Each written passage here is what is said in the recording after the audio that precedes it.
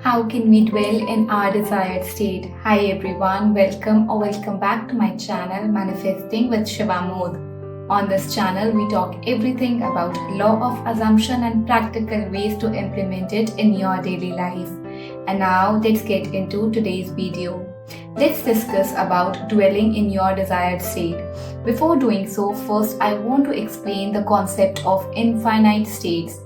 When you realize yourself as an infinite being, you know that there are infinite states available for you and you can occupy them right now, right here. The state we go back again and again, or we find ourselves more often, is our dwelling state.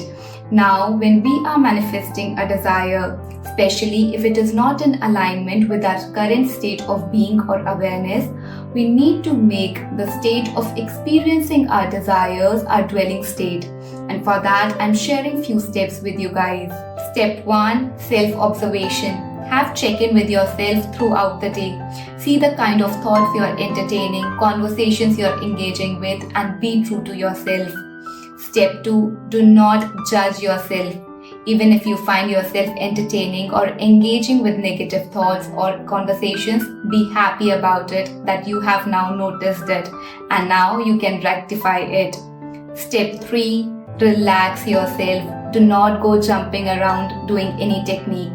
Now just relax with any kind of meditation or deep breathing exercise or just being with yourself in this moment. Step 4. Once you are relaxed, start choosing your desires again, and for that you can use step 5, which is implement any technique of your choice to experience your desires here and now.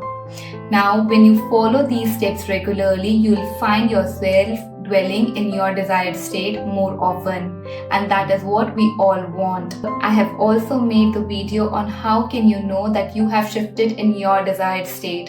If you are interested in watching it, I have shared the link in the description box below. Now, if you like the video, please hit the like button, share your views in the comment box below, and subscribe to my channel. Thank you, and I'll see you in my next one.